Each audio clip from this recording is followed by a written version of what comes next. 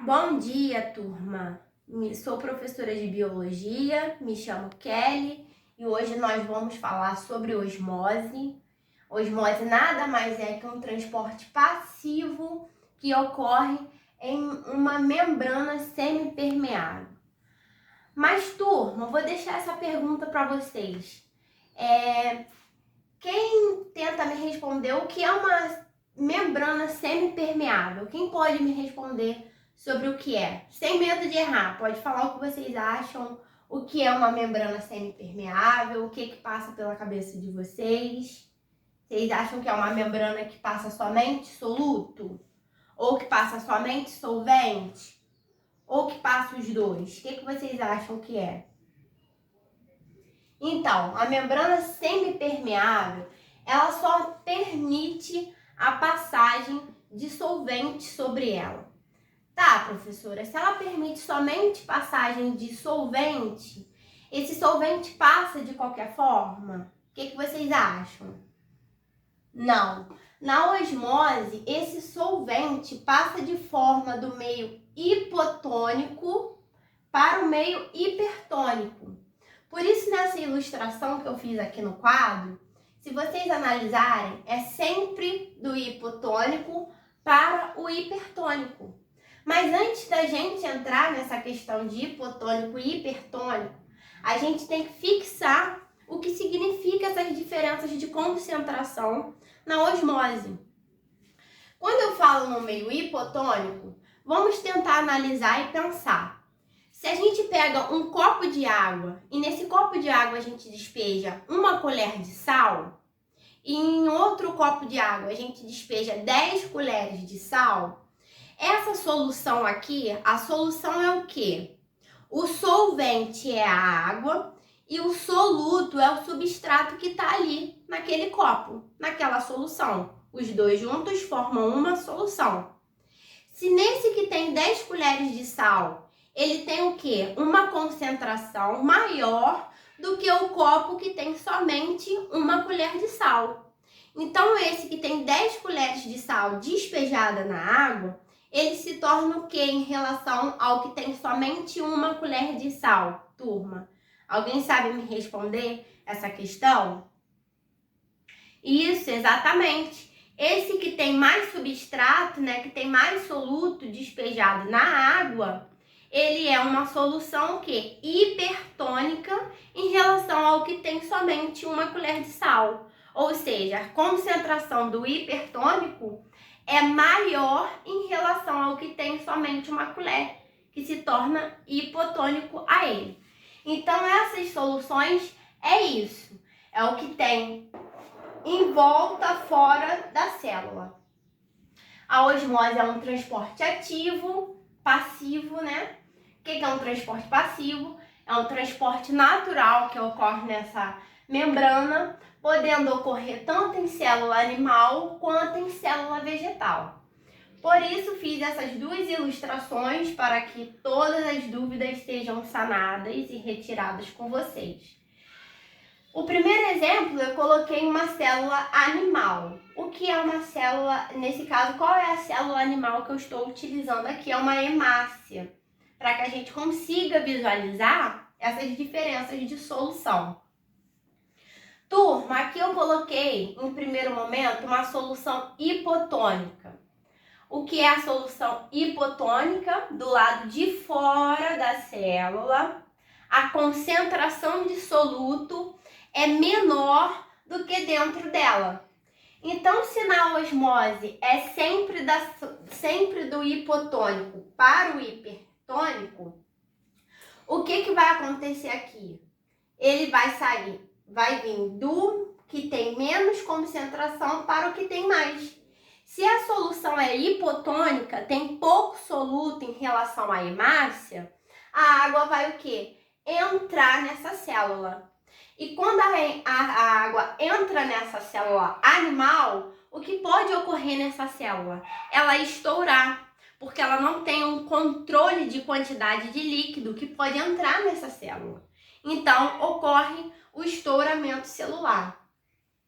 Mas e aí, professora? O que seria uma solução isotônica?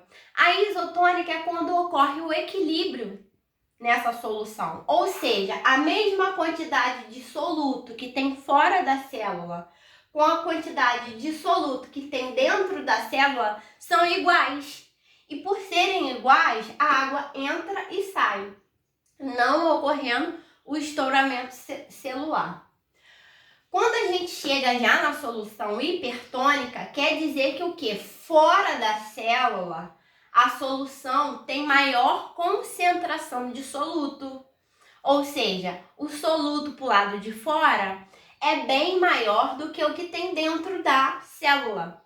Ou seja, se a célula tem menos solutos, é hipotônica em relação à solução que é hipertônica, ela vai perder água.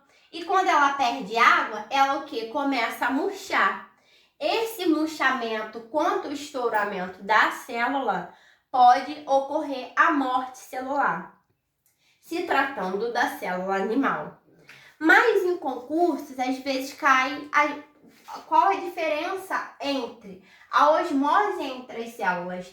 Alguém sabe me dizer qual a diferença entre a osmose na célula animal e na célula vegetal, turma? Eu deixo 3 minutos para quem quiser tentar responder. Podem errar, pode dar várias soluções, respostas, sem problema algum. Alguém sabe me responder essa questão? Você acha que é por causa... Não, não é por causa disso. Isso, a diferença entre as duas é que a célula animal, ela não contém parede celular. Isso modifica totalmente a questão da osmose entre as duas células. Vamos lá. Na célula vegetal, nós temos uma solução hipotônica, ou seja, o meio fora da célula tem menos concentração de soluto do que dentro da célula. Se aqui tem menos e a osmose é sempre do hipo para o hiper, o que vai acontecer? A água vai entrar nessa célula.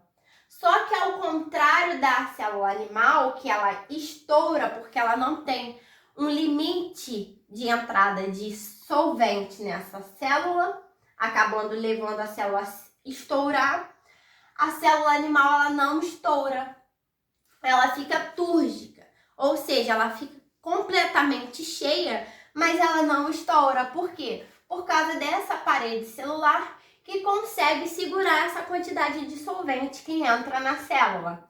Essa é a diferença de uma célula animal para uma vegetal. Vocês precisam sempre ter essa noção na cabeça, que é uma das grandes diferenças entre a osmose na célula animal da célula vegetal. Aqui ela estoura, podendo levar ao falecimento da célula, mas aqui não. Aqui ela fica túrgida, ela fica cheia, mas ela não estoura.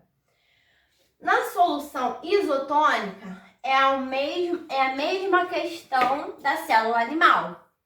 Ou seja, a solução aqui fora tem a mesma quantidade de soluto que dentro da célula. Então, a água entra e sai, não alterando a forma da célula. Quando a gente chega na solução hipertônica, ou seja, o lado de fora tem uma solução com maior quantidade de soluto, a célula o quê? Na célula, a concentração de soluto é menor, então sai sempre do hipo para o hiper, a célula acaba o quê? Liberando essa água, levando ao murchamento dessa célula. Mas outra questão importante que vocês precisam assimilar entre essas diferenças, porque essa daqui também é outra. Ao invés dela murchar, como foi na célula animal, podendo ocasionar a morte celular, né, porque ela totalmente murcha pela perda de água, né, de solvente, a célula animal, ela consegue fixar, né, nas extremidades dessa parede, dessa célula. Ou seja, o que faz ela não murchar totalmente, a não ocasionar o murchamento total levando até a morte celular. Essa também é uma das características que difere da célula animal.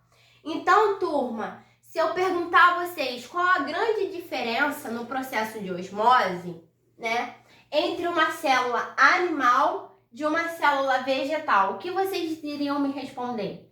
Se caísse uma questão dessa, numa pergunta, numa prova, num concurso, o que vocês responderiam nessa pergunta? Quem se habilita em responder? Isso, muito bem. A grande diferença é essa, a presença da parede celular, que a célula animal vegetal tem e que a animal não possui, causa totalmente diferença no processo osmótico. Por mais que o processo é o mesmo, pela característica da célula vegetal ser diferente, a célula acaba se comportando diferentemente. Então, essa é a grande diferença da osmose de uma célula animal de uma vegetal. É que a presença da parede na célula vegetal faz com que a célula, quando está numa solução hipotônica, ela não deixa o quê? Entrar água demasiadamente, levando o seu estouramento, né? Ela não estoura, ela enche até seu limite. Sendo assim um processo chamado, né, ela fica túrgida, né? Ela não estoura. Assim como quando ela se encontra numa solução hipertônica, ela não murcha totalmente, não deixa sair totalmente aquela água, porque as extremidades ficam fixas nessa parede celular. Então, essa é a grande diferença do processo osmótico. Agora a gente vai dar a continuidade, né? Para vocês fixarem ainda mais essa questão na cabecinha de vocês. A gente vai fazer aqui, eu junto com vocês, uma prática rapidinha para a gente visualizar. A gente vai fazer uma prática num vegetal, na batata inglesa, né? Para a gente ver esse processo osmótico de perto, sair um pouco só do quadro, né? Da teoria e praticar para a gente ver. Por isso, eu vou pedir para que vocês façam 4 grupinhos. Cada grupinho vai estar com uma batatinha para a gente poder realizar essa pequena prática aqui com vocês, para a gente ver na dinâmica o que é exatamente a osmose. Então, turma, agora que cada um já fez os seus grupos aí, se separaram de forma aleatória, cada um vai pegar sua batata inglesa e a gente vai cortar ela ao meio utilizando uma faca sem ponta. Depois de cortada, vamos tentar fazer o mesmo tanto de retirada de massa de um lado, a gente tira do outro, para a gente poder colocar o sal. Depois que a gente já retirou, né, a quantidade de cada batatinha, a gente vai utilizar o papel toalha para a gente fazer o secamento dessa batata, né? Tirar o líquido natural dela mesmo, para que a gente não confunda se realmente ocorreu esse processo, né? Apenas em um pedaço, em uma banda dessa batata, a gente vai colocar o sal. O sal aqui nessa prática, ele tá sendo o quê? Ele tá sendo o soluto. O sal aqui tá sendo o soluto. E a gente vai esperar, aguardar um pouquinho, em torno de 10 a 15 minutos, para ver se realmente o que vai acontecer nesse processo osmótico aqui. Esse daqui vai ser a nossa observação dessa pequena prática, para a gente colocar em prática, conseguir visualizar, né, a osmose que a gente estudou nessa aula. Então, turma, vamos cessar aí, né, a troca de ideias que vocês tiveram com os outros. Cada um obteve seu resultado e todos os resultados têm que chegar numa única conclusão, né? Como a gente pode ver, a gente vê uma grande diferença, ó. Como tá agora a batata depois da gente ter colocado, né, esse soluto, que no nosso caso é o sal de cozinha. E aqui a gente vê a presença da água que essa batata liberou. Agora eu faço uma pergunta para todos vocês. Esse fato da gente ter colocado o soluto, que é o sal, e a batata ter formado essa água, né, no seu fundo, qual desses processos aqui é o que aconteceu na batata? Qual desses? É uma solução qual? Isotônica? Ficou igual para igual? Não, né? O isotônico, no caso, seria o nosso controle, que é esse aqui, né? A mesma quantidade que tem fora, extracelular tem intracelular. Então, ele permaneceu, né, com a sua concentração inalterada. Agora aqui não, aqui a gente teve essa emissão de água. Porque ela até ficou mais mole. Se vocês apertarem, ó, vocês conseguem sentir que ela ficou mais molinha do que quando você aperta a outra. O que aconteceu aqui? A gente introduziu muito soluto pro lado de fora, extracelular da célula. Ou seja, ficou todo esse sal que a gente jogou do lado extracelular, ele ficou o quê? Hipertônico. Como a osmose sempre é um processo do isotônico para o hipertônico, dentro da batata, a concentração de soluto é menor. Então, ela o quê? Ela possibilitou o quê? A saída de água para o meio extracelular, onde tem o quê? Maior quantidade de soluto, que é o sal. Por isso que a gente vê toda essa água aqui, ó. Toda essa água. Por quê? Porque ela liberou água do meio intracelular para o meio extracelular, ocasionando o murchamento, que é o que a gente pode ver, que a batata nitidamente, ela tá mole. Você apertar, ela está mole. Então, aqui é o exemplo, né, de uma solução, de uma célula vegetal numa solução hipertônica, tá, pessoal? Agora, depois dessa visualização, alguém tem alguma pergunta? Alguém quer falar o que obteve, assim, de novidade? Falar sobre a prática, a pequena prática que a gente fez aqui? Não? Estão todos satisfeitos com tudo que a gente visualizou e viu aqui?